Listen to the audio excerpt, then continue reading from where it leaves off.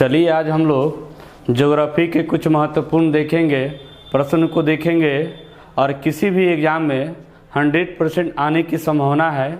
आप इसे याद करिए और वीडियो अच्छा लगे तो लाइक और कमेंट करिए। चलिए हम लोग एक एक प्रश्न को देखेंगे और इसे याद रखेंगे। पहला प्रश्न जो दिया हुआ है कि क्षेत्रफल के दृष्टि से भारत का पूरे संसार में पूरे विश्व में स्थान बताइए क्या है।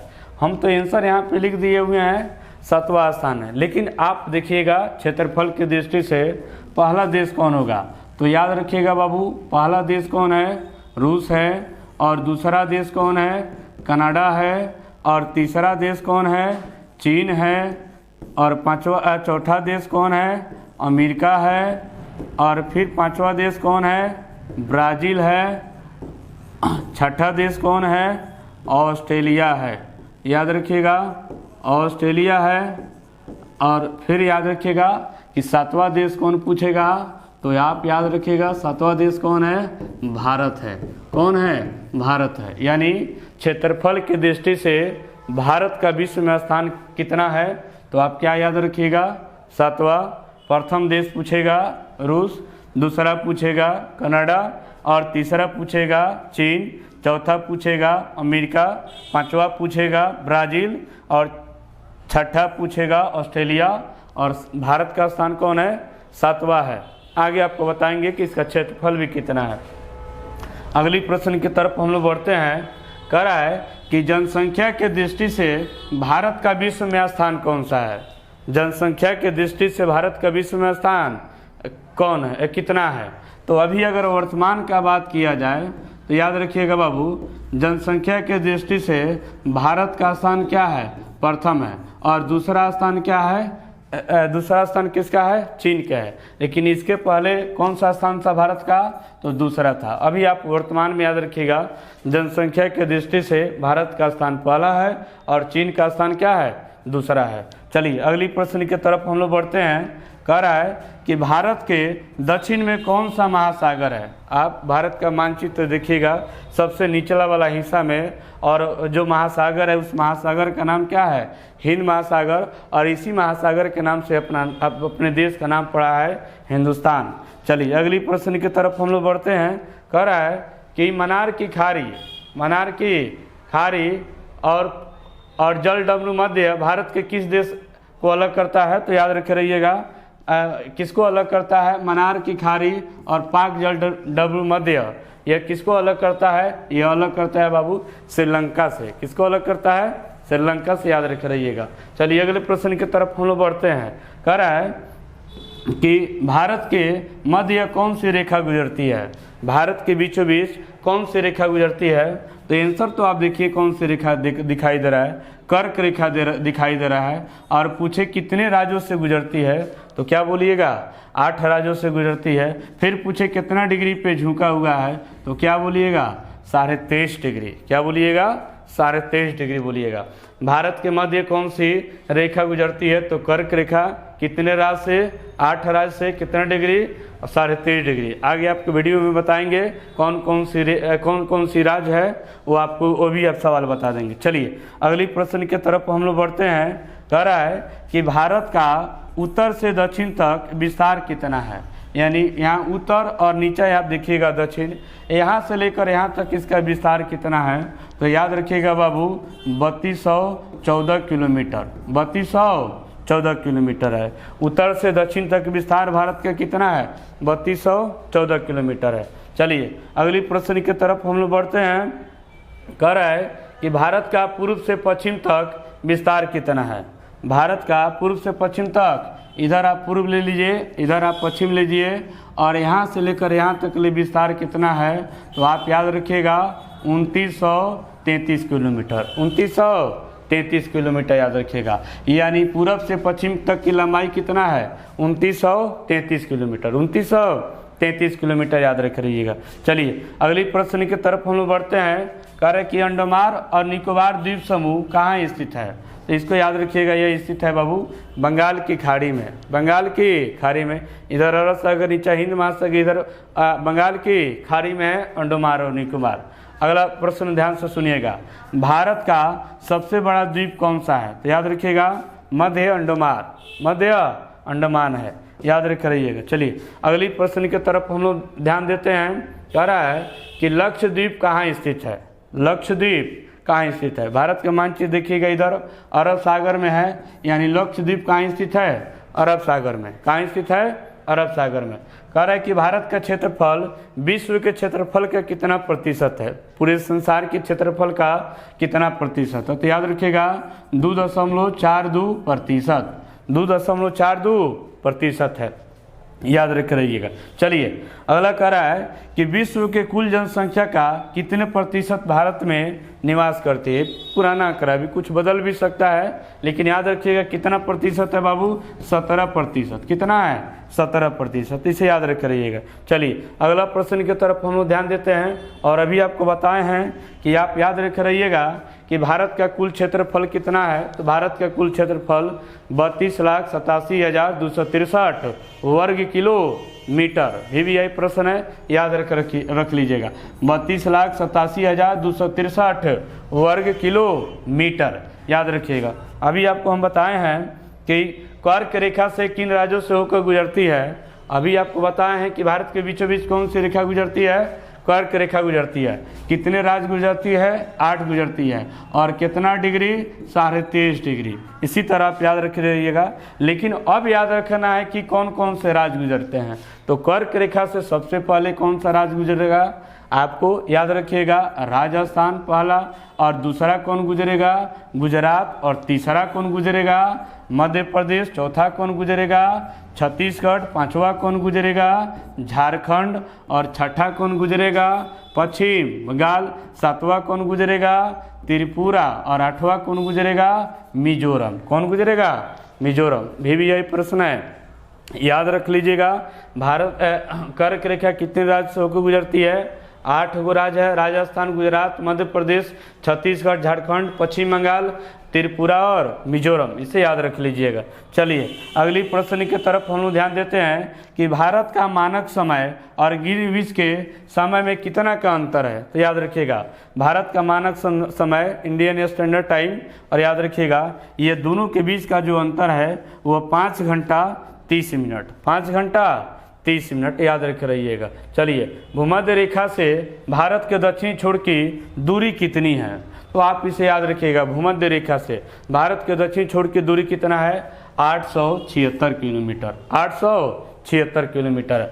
भारत की स्थल सीमा की टोटल लंबाई कितना है, यानी भारत के पड़ोसी देश जो है 7 गो है, और टोटल स्थलीय सीमा से जो जुड़ा हुआ है वो कितना है, 15,200 किलोमीटर, 15,200 किलोमीटर, याद रख रहिएगा 15,200 किलोमीटर। अगला प्रश्न पे हम लोग ध्यान देते हैं। स्थलीय सीमा कहेगा तो 15,200 किलोमीटर, और वहीं कहे तट रेखा या तटीय सीमा रेखा की लंबाई कितनी है भारत की मुख्य भूमि से। तो आप याद रख रहिएगा 6100 किलोमीटर, 6100 किलोमीटर, 6100 किलोमीटर। अगली प्रश्न की तरफ हम लोग ध्यान देते हैं। कह रहा है कि भारत की कुल तट रेखा की लंबाई और द्वीपों सहित बताइए, पूरा द्वीप के सहित बताइए। 6100 किलोमीटर था, लेकिन अंडमान ये सब जो है पूरा मिलाकर कितना है, तो 7516 किलोमीटर। यहाँ एक चीज इसमें ऐड करना है, द्वीप सहित, द्वीप सहित, याद रख रहिएगा। अगली प्रश्न पे हम लोग ध्यान देते हैं।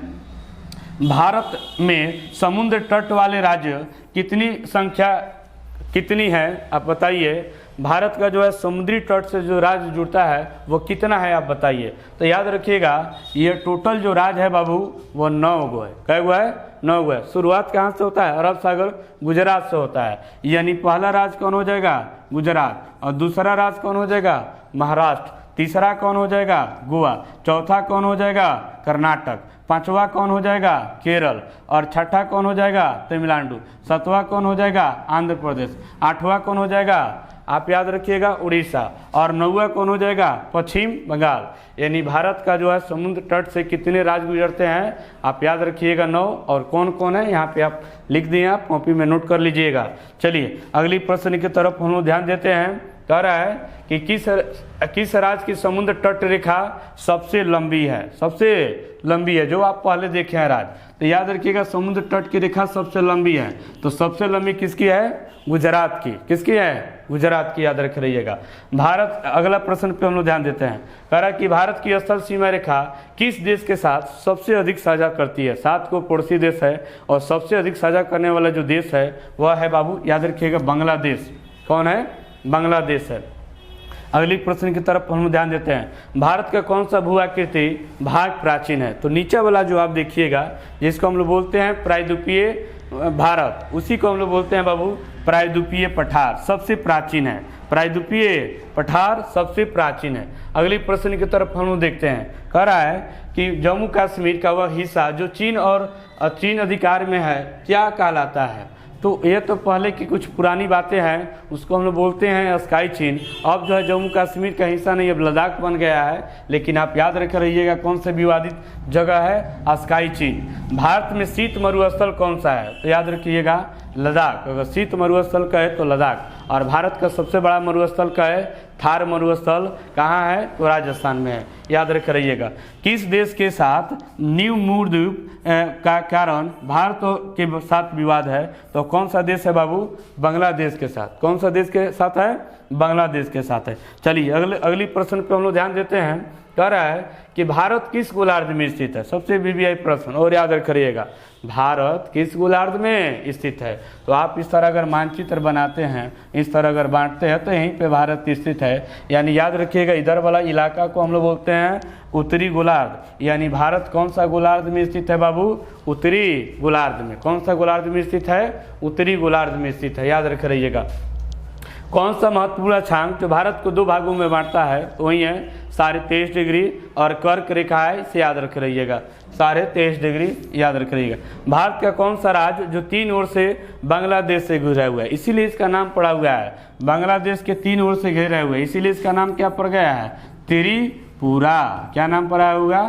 त्रिपुरा, याद रख रहिएगा। चलिए अगली प्रश्न की तरफ हम देखते हैं। कह रहे हैं कि अरब सागर में स्थित भारतीय द्वीपों की मुख्य विशेषता क्या है? क्या है?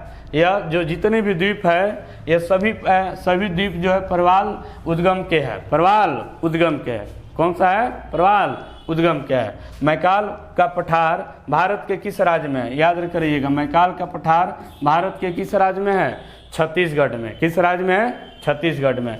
भारत और चीन के बीच कौन सी सीमा रेखा खींची गई है? तो याद रखिएगा भारत और चीन के बीच जो सीमा रेखा कौन सा राज्य जो स्पर्श करता है? तो इसको आप याद रखिएगा।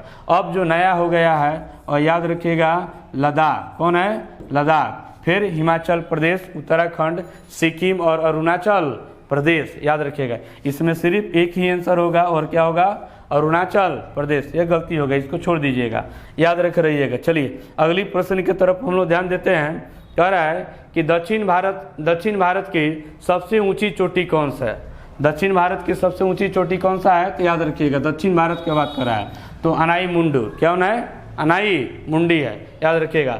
आदम का पुल किन 2 देशों के मध्य स्थित है? तो भारत और श्रीलंका के बीच। भारत और श्रीलंका के बीच है।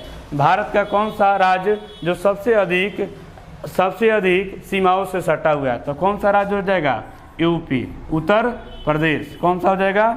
यूपी, उत्तर प्रदेश हो जाएगा, इसे याद रख रहिएगा।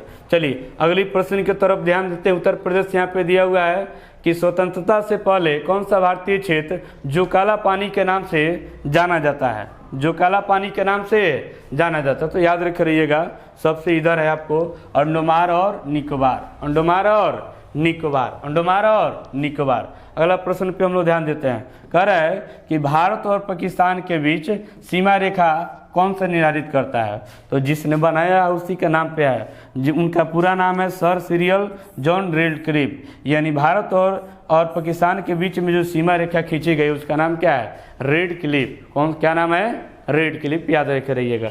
चलिए अगली प्रश्न पे हम लोग ध्यान देते हैं। कह रहा है कि भारत का कौन सा राज्य जो चीन, नेपाल और भूटान के सीमा को स्पर्श करता है? तो यह जो राज्य है वह याद रखिएगा आप सिक्किम है। इधर आपको नेपाल, समझे ना, और याद रखिएगा भारत, और ऊपर वाला चीन आप उधर रखिएगा तो भूटान। यह कौन सा राज्य है? चीन है। अगला याद रख रहिएगा। चलिए क्षेत्रफल के दृष्टि से भारत के 3 बड़े राज्य का नाम बताइए। इसमें सिर्फ 3 का नाम बात पूछा है। तो क्षेत्रफल के दृष्टि से सबसे बड़ा का राज्य कौन है? राजस्थान पहला हो गया, और दूसरा कौन है? मध्य प्रदेश, और तीसरा कौन है? महाराष्ट्र। कौन है? महाराष्ट्र। इसे याद रख रहिएगा। चलिए अगला प्रश्न पे हम लोग ध्यान देते हैं। सतपुड़ा की पहाड़ियाँ किस राज्य में स्थित है? तो सतपुड़ा की पहाड़ियाँ किस राज्य में है? मध्य प्रदेश में। किस राज्य में है? मध्य प्रदेश में। याद रख रहिएगा। आप इसे याद करिए, किसी भी कंपटीशन में आने की 100% संभावना है, आप इसे याद कर लीजिएगा। चलिए अगली प्रश्न पे हम लोग ध्यान देते हैं कि अंडमान और निकोबार द्वीप समूह की सबसे ऊंची चोटी कौन सी है? सबसे ऊंची चोटी कौन सी है? तो याद रखिएगा सैडल पीक। सैडल पीक याद रख रहिएगा। दक्कन का पठार किन 2 राज्यों में स्थित है? तो याद रखिएगा, एक महाराष्ट्र, मध्य प्रदेश, गुजरात, कर्नाटक, और क्या है? आंध्र प्रदेश में। आंध्र प्रदेश में है। नीलगिरी की पहाड़ियाँ किस राज्य में स्थित है? नीलगिरी की पहाड़ियाँ किस राज्य में स्थित है? तमिलनाडु राज्य में। कौन से राज्य में स्थित है? तमिलनाडु राज्य में स्थित है। याद रख रहिएगा। चलिए अगली प्रश्न की तरफ हम लोग ध्यान देते हैं। भारत और पाकिस्तान के बीच रेड क्लिफ रेखा यह कब निर्धारित की गई थी? तो याद रखिएगा, यह निर्धारित की गई थी 15 अगस्त 1947 को, जब हमारा देश आज़ाद हुआ। दोनों के बीच में एक सीमा रेखा खींची गई, जिसका नाम क्या है? रेड क्लिफ रेखा। क्या नाम है? रेड क्लिफ रेखा। महेंद्रगिरी की पहाड़ियाँ किन 2 राज्यों के तट पर स्थित है? तो पहला राज्य उड़ीसा, दूसरा राज्य कौन है? आंध्र प्रदेश। कौन है? आंध्र प्रदेश। चलिए अगली प्रश्न की तरफ हम ध्यान देते हैं। पंबन द्वीप कहाँ स्थित है? तो मन्नार की खाड़ी में। कहाँ स्थित है? मन्नार की खाड़ी में। चलिए अगली प्रश्न पे हम लोग ध्यान देते हैं कि डुरंड रेखा जो भारत और अफगानिस्तान के बीच है, यह कब निर्धारित की गई थी? तो पहले इसको समझिए। डुरंड रेखा, सबसे पहले डुरंड रेखा भारत और पाकिस्तान के बीच में, भले अफगानिस्तान और पाकिस्तान के बीच में खींची गई सीमा रेखा है, लेकिन यहाँ पे भारत का भी कुछ सीमा रेखा है। यह कब खींची गई थी? तो याद रखिएगा 1896 में। कब खींची गई थी? 1896 में, क्योंकि उस समय पाकिस्तान भी भारत का हिस्सा था। भारत की सबसे बड़ी तटीय झील कौन सी है? तो याद रखिएगा सबसे बड़ी तटीय झील कौन है? चिल्का झील। और पूछे कहाँ है? तो याद रखिएगा उड़ीसा में। कहाँ है? उड़ीसा में। और मीठे पानी की सबसे बड़ी झील कौन सी है? तो याद रखिएगा वुलर झील। कौन सी है? वुलर झील। और पूछे कहाँ है? तो जम्मू और कश्मीर में। जम्मू और कश्मीर में। याद रख रहिएगा। खारे पानी की सबसे बड़ी झील कौन सी है? खारे पानी की सबसे बड़ी झील कौन सी है? तो कौन सी झील है? सांबर झील। और यह कहाँ पे है? राजस्थान में। कहाँ पे है? राजस्थान में। सबसे बड़ी कृत्रिमिक झील कौन सी है? तो इंदिरा सागर झील। कौन सी है? इंदिरा सागर झील, जो अपने हाथों से बनाया गया है। भारत का सबसे ऊंचा जलप्रपात कौन सा है? भारत का सबसे ऊंचा जलप्रपात कौन सा है? तो याद रखिएगा गरसोप्पा या जोग जलप्रपात। कहाँ पे है? कर्नाटक में। गरसोप्पा या जोग जलप्रपात कहाँ पे है? कर्नाटक में। याद रख रहिएगा। चलिए अगली प्रश्न पे हम लोग ध्यान देते हैं। गंगा नदी का उद्गम स्थल कौन सा है? तो बहुत VVI प्रश्न है। जहाँ से उद्गम होता है उसको हम लोग क्या बोलते हैं? गंगोत्री। और कहाँ से होता है? तो उत्तराखंड से। कहाँ से होता है? उत्तराखंड से। नर्मदा नदी जो अमरकंटम के उद्गम होती है वह किस राज्य में स्थित है? तो याद रखिएगा मध्य प्रदेश में। किस राज्य में स्थित है? मध्य प्रदेश में। चलिए अगली प्रश्न की तरफ हम लोग ध्यान देते हैं। कह रहा है कि गंगा एवं ब्रह्मपुत्र संयुक्त जलधारा किस नाम से जानी जाती है? तो मेघना नदी। कौन सा नदी? मेघना नदी। जहाँ से बढ़ती है, जहाँ से मिलती है, उसके याद रखिएगा मेघना नदी। कौन सी नदी है? मेघना नदी। भारत की कौन सी नदी जो डेल्टा बनाती है? डेल्टा बनाती है। भारत की कौन सी नदी जो डेल्टा बनाती है? तो कौन सी नदी बनाती है? पहले बनाएगा गंगा नदी, उसके बाद कौन बनाती है? ब्रह्मपुत्र नदी। याद रखिएगा VVI प्रश्न है। कौन सी नदी डेल्टा बनाती है? आप गंगा और ब्रह्मपुत्र। कौन सी नदी डेल्टा नहीं बनाती है? तो नर्मदा और ताप्ती। नर्मदा और ताप्ती। चलिए अगली प्रश्न पर हम ध्यान देते हैं। किस नदी को बिहार का शोक नदी कहा जाता है? तो याद रखिएगा कोसी नदी को। किस नदी को कहा जाता है? कोसी नदी को। याद रख रहिएगा। चलिए अगली प्रश्न पे हम लोग ध्यान देते हैं। कह रहा है कि कौन सी नदी बंगाल का शोक नदी कहते हैं? तो याद रख रहिएगा आप दामोदर। कौन सी नदी है? दामोदर नदी है। इसे याद रख रहिएगा। चलिए कौन सा नदी है बंगाल का शोक कहे तो दामोदर, और वहीं बिहार का कहे तो कोसी। और कौन सी नदी जो भ्रंश घाटी से होकर बहती है? तो यही नदी है नर्मदा नदी। कौन सी नदी है? नर्मदा नदी। चलिए प्रायद्वीप भारत की सबसे बड़ी नदी कौन सी, नीचे वाला हिस्सा में। तो प्रायद्वीप भारत की सबसे बड़ी नदी कौन सा है, गोदावरी। कौन सा है, गोदावरी से याद रख रही है। चलिए फिर अगला जो है वीडियो में इसके आगे अगला प्रश्न आपको मिलेगा, आप इसे याद करिए और किसी भी कंपटीशन में आने की 100% संभावना है। चलिए धन्यवाद।